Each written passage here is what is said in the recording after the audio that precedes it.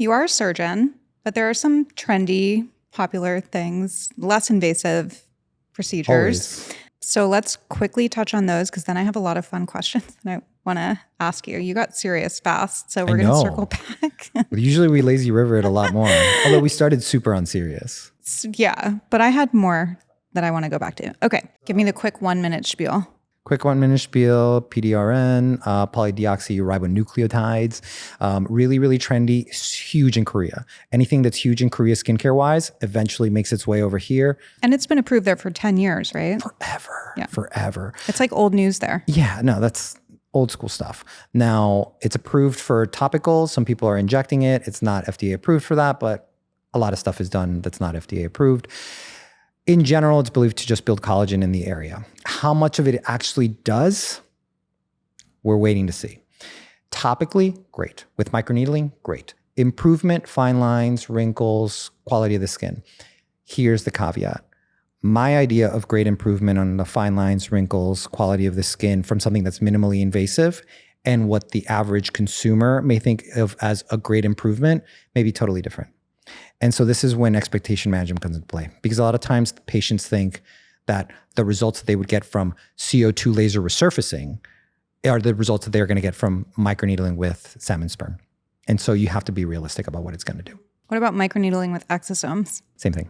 Okay. Now, here's the thing with the exosomes. You have to be careful about how it's delivered. And different exosomes have different qualities to them. So not all exosomes are built alike. They're not all the same. Microneedling with radiofrequency, you're actively drilling holes into the skin, but you're cauterizing them. So there's no tunnel delivery mechanism for the exosomes. So you have to be aware as to how they're doing. So then you're going to get more of a topical improvement as opposed to traditional microneedling. So that's an instance where traditional microneedling would do better than microneedling with radiofrequency. Got it. That was 3 minutes, by the way. I'm trying to be quicker. PDGF, that's having a big moment. I see a lot of injectors fighting on social media right because now. Because people always like to fight about stuff. It gets clicks. Nobody gets more defensive about things than injectors, by the way. Yeah, well, I mean, I get it. Just because there's a lot of doctors out there who go after them just because. But there's even infighting among the injectors of it's crazy. The problem is this, right? So injectors often get chastised because, spoiler alert, some of the best injectors are not doctors. And a lot of doctors don't like that. And so injectors kind of have this thing about I got to inject and I got to do this. And I get it. This is your tool and you're really good at it. You want to kind of go forward with it. PDGF, platelet-derived growth factors, what it is what you take with PRP and PRF. So all that stuff contains PDGF, which it's actually the stuff that builds the collagen, builds the new blood vessels, helps build the skin. PDGF's been used forever. But it's been really used for diabetic skin ulcers, wound healing, not really from an aesthetic standpoint. Someone said, light bulb goes off. If this works for creating new collagen, what if I just inject it? In theory, it should do the same thing that PRP does, but better, or what PRF does, but better. And not all PRF is created equal, but does it better. Let's see what happens. And so now you're seeing stuff all over the board where some people will swear by it. They're like, it does great things for fine lines, for wrinkles, it builds volume better. It's a better biostimulator. Other people will say, this is malpractice. Causing nodules. Causes nodules. If someone has a history of skin cancer, it's going to cause it to overgrow. So you're all over the place with it. The truth of the matter is that honestly, there really is no evidence that it should be injected into the skin for cosmetic reasons. If you've got a wound, it works great. But the mechanism of action is very different in a healing wound than it is from a cosmetic standpoint. So until then, I would stick with just PRF or PRP. And even PRF, you got to know what kind you're getting. Okay, last one, and then we're going into the fun stuff. Softwave. I feel like this is everywhere. It's kind of the latest thing that everybody wants to know.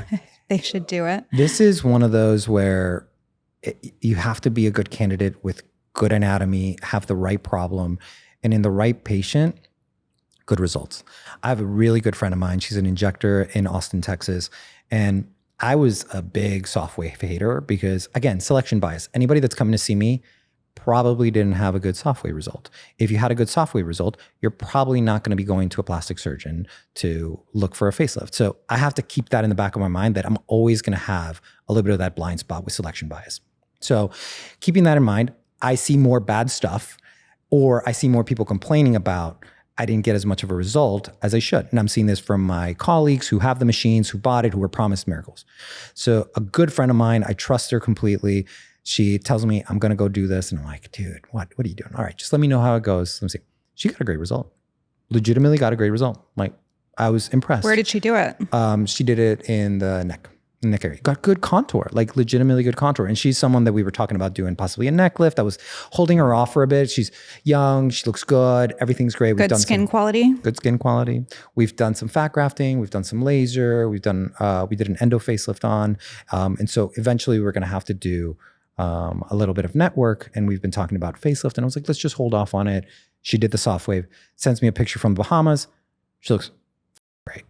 Legitimately good. And I was like, okay, well, you know what? I'm just going to go eat a bunch of cement because like I was wrong. I was legitimately wrong. But is it like radio frequency in that it's dependent on somebody's own ability to produce collagen? Everything that's minimally invasive is based on your body's ability to respond to the stimulus. So, you know, that's why you get these like really vague, like, oh, you might get anywhere from 10% to 40% improvement.